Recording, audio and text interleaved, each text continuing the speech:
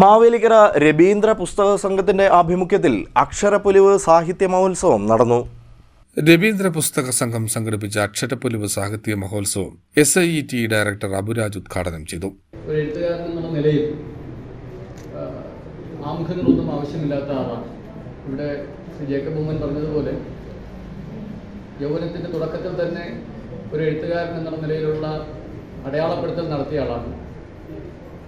അദ്ദേഹം പരിഭവിക്കുന്നത് നമ്മളുടെ എല്ലാ പരിഭവമാണ്.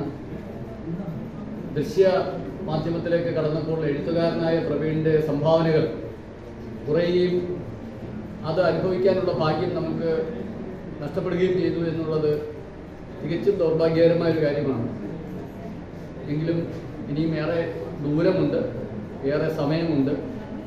അദ്ദേഹം കൂടുതലായി ഈ മേഖലയിൽ, എഴുത്തിൻ്റെതായ മേഖലയിൽ ശ്രദ്ധിക്കുമെന്ന് നമുക്ക് പ്രതീക്ഷിക്കാം.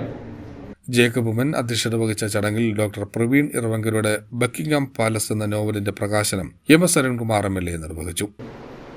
ഇവിടെ പ്രിയപ്പെട്ടവർ സൂചിപ്പിച്ചതുപോലെ ഒരു നാടിൻ്റെ നാമം ലോകം അറിയപ്പെടുന്ന നിലയിലേക്ക് വളർത്തിയെടുക്കാൻ പ്രിയപ്പെട്ട സഹോദരൻ കഴിഞ്ഞു. ഇനിയും മുന്നോട്ട് പോകട്ടെ എന്ന് പ്രത്യേകമായി ആഗ്രഹിച്ചുകൊണ്ട് ഒരു പുസ്തകം കൂടി ഇറങ്ങുന്നുണ്ട്. ഇപ്പോൾ മാവേലിക്കരയിൽ ഒരുപാട് പുസ്തകങ്ങൾ ഇറങ്ങുകയാണ്. ഒരുപാട് പുസ്തകങ്ങൾ ഈ അടുത്തിടയ്ക്ക് എത്ര പുസ്തകമുണ്ട് ഇവിടെയും, അതോടൊപ്പം തന്നെ നൂറിനാട്ടുമൊക്കെ ഒരുപാട് പുസ്തകം. അത്രത്തോളം സാഹിത്യത്തെ സ്നേഹിക്കുന്നവർ, അതുമായി ബന്ധപ്പെട്ട് ഇടപെടാൻ ശ്രമിക്കുന്നവർക്ക് ഒരുപാടുണ്ടാവില്ല. അപ്പോൾ തീർച്ചയായും അതിനും എല്ലാവിധമായ ഭാവങ്ങളും ആശംസകളും നേടുക. അനേകം പുസ്തകങ്ങൾ പ്രസിദ്ധീകരിക്കാൻ കഴിയുന്നതിലേക്ക് ആ സംരംഭവും വലുതാകട്ടെ എന്ന് പ്രത്യേകമായി ആഗ്രഹിക്കുന്നു.